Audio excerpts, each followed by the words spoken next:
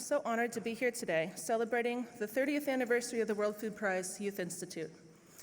Coming from a small town in southwest Iowa, my career has been influenced by a number of youth programs, but none more so than those of the World Food Prize.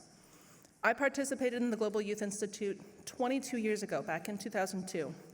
And the first of several times I had the privilege of speaking with Dr. Norman Borlaug was during an interview for the Borlaug Rowan International Internship, where he asked me how my Spanish was in Spanish. I replied, a C.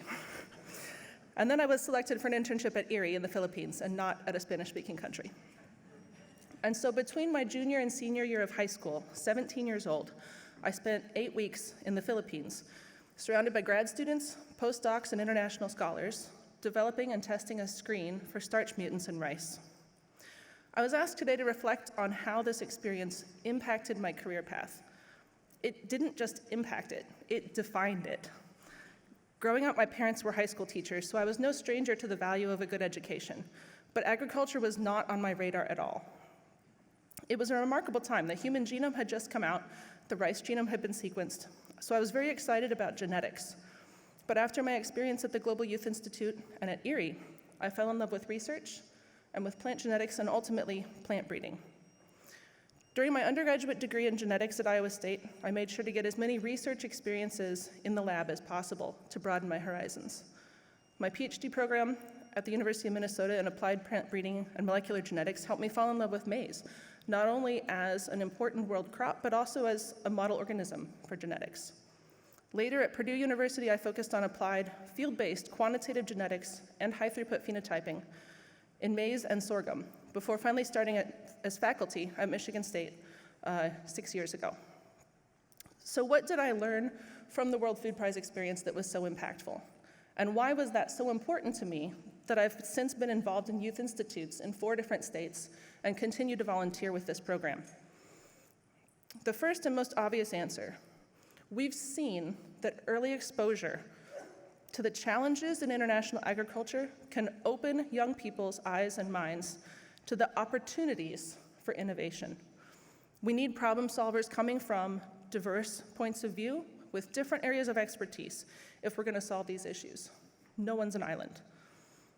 Through the Youth Institute, not only was I able to learn from diverse experts like the one in this room, but I also came to understand that those experts are people, which means you can talk to them.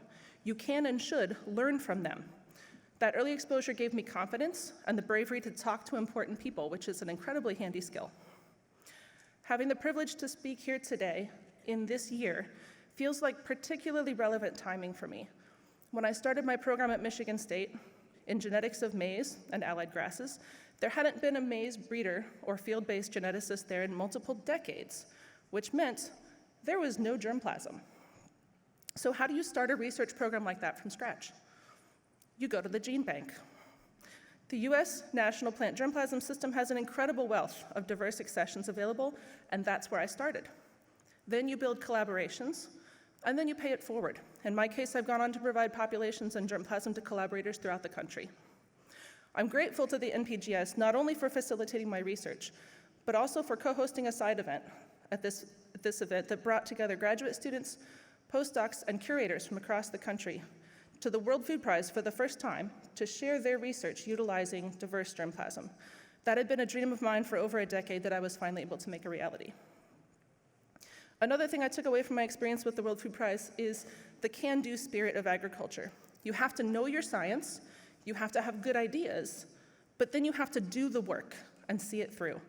As Borlaug said, take it to the farmer. But don't forget to learn from others and seek advice while forging your own path.